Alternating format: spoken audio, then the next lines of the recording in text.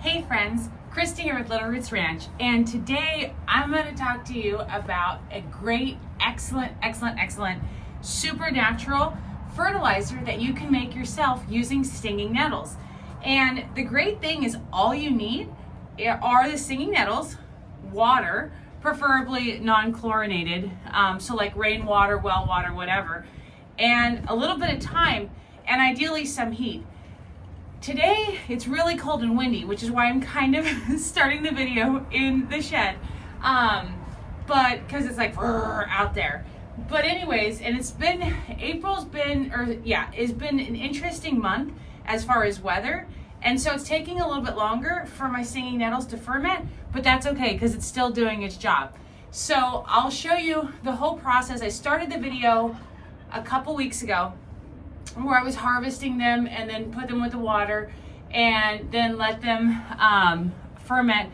And actually here is a picture of what it looks like when it's right in the middle of the ferment. Now ferment is affected by temperature. So like today I'm going to show you the bucket and where it's at a couple weeks later, which I think it's coming to the end of the process, because when it stops producing bubbles is when you know it's done. But it also is affected by temperature. So I want to triple check on it when we get a couple stretch of warm days and see if those bubbles don't pop up. And if they don't, then I know it's done. But you might be asking, stinging nettles, that's crazy. You know, why would I want to touch that, use those, whatever? And actually, there's a lot of reasons. One, as I mentioned before, you can eat them yourself. You have to either put them in the blender or into boiling water real quick to like deactivate like the little needle things or whatever. But stinging nettles are what's known as biodynamic accumulators. And what does that mean? It means they're like little bandits. And so they are excellent at absorbing the vitamins and nutrients from the soil and storing them with high bioavailability in their leaves. And so then when they are fermented or whatever, it's easily released. And honestly, they're powerhouses. You know, I feel like in nature, the best things are usually guarded, and stinging nettles definitely do a great job of protecting themselves. But for vitamins, I wrote it down because I know I'll forget when I'm on camera. But for vitamins, they have vitamin A, C, E, F, K, P, and B complexes. And they've also got minerals, calcium, selenium, zinc, iron, magnesium, plus others. And being a leafy green, they're high in nitrogen, chlorophyll, plant polyphenols, and those that stimulate growth and just overall plant healthiness, wellness, whatever. And it just overall contributes to healthy plants, and it's supernatural, you know, because it's you see the process yourself. You pick the stinging nettles, you put them in the water, you watch them ferment, you know, you wait till they're done. You have the concentrate, you take some, dilute it, I'll get to that, and then you pour it on your garden, either as a drench or a foliar spray. I prefer the foliar spray, and you know, I really feel that it also helps keep like pests off of my plants, which is really great, because you do want to be careful through the whole process. The needles can still be active or whatever. So you don't want to like just submerge your hand in there or anything like that. But I've talked enough. I'm going to take you to, so this video I'm going to show you coming up, or a couple videos, were taken a couple weeks ago where I was harvesting them and then making it, and then I'll see you back here to tell you about dilution and usage and all that stuff. So to the past. Okay, so up by my ducks, I've got this patch of stinging nettle, and I'm going to make the stinging nettle, they call it manure, but tea, fermented, fertilizer, whatever. So two things you can use. One, you can use gloves, like I have beekeeping gloves that I've used in the past, or you can just not touch it by using scissors and tongs. So here you can see, this is the stinging nettle. Let me see here. This is what it looks like. And of course, this is springtime. This is also excellent for eating. This is the time that I would want it for eating. And I'm just gonna put it in this bucket. And I'm gonna look to be filling this bucket about 3/4 of the way full or so. So I'll just snip, snip, snip, snip.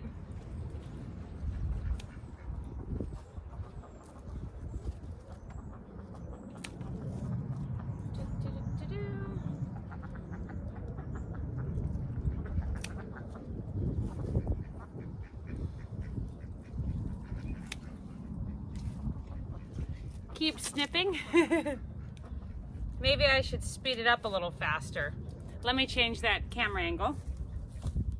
So here I'm just collecting the stinging nettles so that I can fill the 5-gallon bucket, mostly full, and then I can add my water and start the fermentation process, which is really exciting. Okay, so I've got my bucket here. It's a 5-gallon bucket, and it's a little bit more. It's about 90% full. But what I'm gonna do is I'm going to get a stick and kind of bruise / beat the nettles down, and then also add water. And then I'm gonna wait for it to ferment. So I'll do that real quick. I have to take you over by the hose and grab a stick. And then I'll pick the video up in a couple days once it starts fermenting, and that'll be real obvious because we will see a white layer of like foam on the top, and that means that it's doing its job. And then it's ready in a few weeks when that foam stops appearing every day. And then it's ready to use, diluted of course. But let me get a stick and some water and we'll finish this up. Okay, so I've got my nettle here, and I'm gonna add in my water, and I'm gonna add a little bit and then kind of beat this down.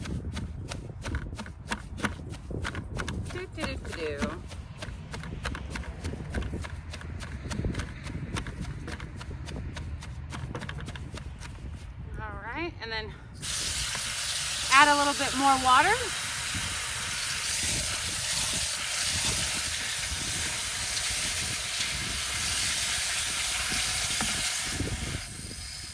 One thing about this is it can actually get pretty stinky. Which is why sometimes they call it nettle manure instead of just nettle tea or fermented nettle tea or nettle fertilizer. And honestly, I don't mind the smell because I love it as a natural way to, exceptionally natural way to fertilize my leafy greens. But if it bothers you, you might want to move it a little bit away from your house. Let me add the water. Sorry.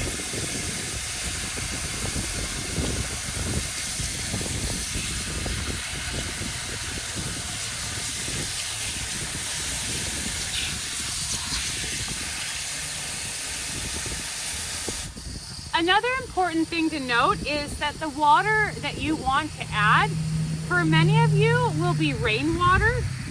For me, it's well water though, and I could do rainwater as well.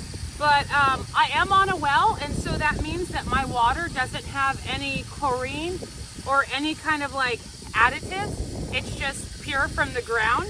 And so I can use my water as regular. But if you're on like city water or something like that, you want to use water that doesn't have chlorine in it. And so that's really important.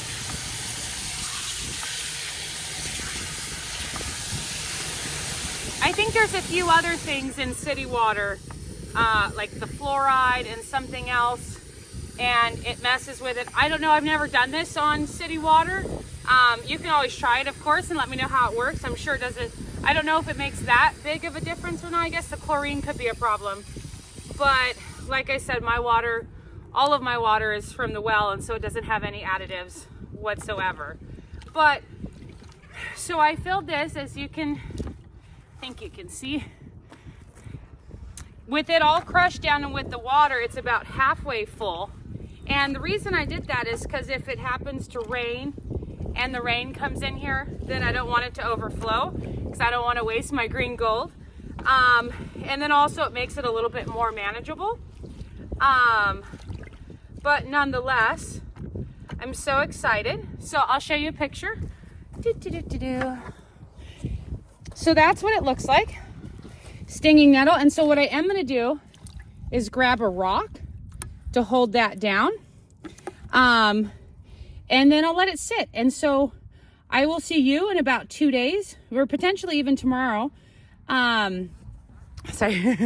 Potentially even tomorrow, depending on when it starts to ferment. And I'll show you what that looks like. And then, like I said, it'll be ready when it stops fermenting. You want to keep it in a sunny spot. And so I have it out here just next to my garden. And yeah, really easy to make, really great for your plants. Non-root vegetables though, and non-peas. But okay, see you in a couple days. So as of today, which like I said is a couple weeks after, this is what it looks like. If I give it a good stir, you can see those bubbles come up. But it's also really cold outside, so I want to give this some time. You can see the nettles on my stick. But so I want to give it, and I can smell the fresh aroma, but I want to give this a little bit more time. Like I said, it's been cooler than it normally is, and so I really want to give that a chance to finish. But let me change the camera angle, and I'll finish and talk about usage and stuff like that. Okay, so now that we've got our mixture almost done, I want to talk about storage and how to use. So once your tea, fertilizer, manure, whatever you want to call it, is done, then you want to strain out the actual chunks of nettles, and I would put those in your compost pile, by the way. And then you can store it in like a dark jar or jug or something like that, but store it as a concentrate, and you can store it for up to 6 months. And then when you need to use it, which on average you can use it, like every 3 weeks or so, or whenever you transplant out or anything like that, but then you're going to want to dilute it. So to dilute it, what you'll do is 1 part of your stinging nettle tea to 10 parts of water.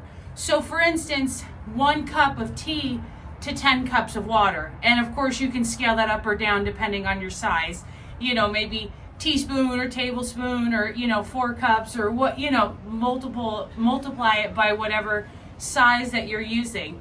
And there's 2 ways that you can either do a soil drench, which is like one of those big what they call like watering canteen things, and like if you've got a smaller garden, or you can do a foliar spray, which is you spray it on the leaves, and it's like usually through like a pump action kind of thing. And that's usually the way that I use it, because I like it that way because I can put it concentrated, but I also do the drench. I like using it a lot just because I think it's amazing, and I really notice a difference in the plants, and it's as natural as you can get. And so either of those work. Make sure you're storing your concentrate out of direct sunlight in a darker jar if possible. One thing I did want to say is that you don't want to use it for your, like any fertilizer, whether it's synthetic or anything, like any kind of fertilizer. You want to be really careful, and you generally don't, especially with like nitrogen ones, is generally anything that grows in the ground, you don't want to use nitrogen on. So that's like your potatoes, your carrots, your onions, and then also same with peas. Peas will take a little bit of fertilizer, nitrogen, but generally not really, especially for the home garden. Your soils should be probably nutrient dense enough that you won't need it, and they can actually supply their own nitrogen. Not 100% of it, but effectively all of it. So those are all of my tips.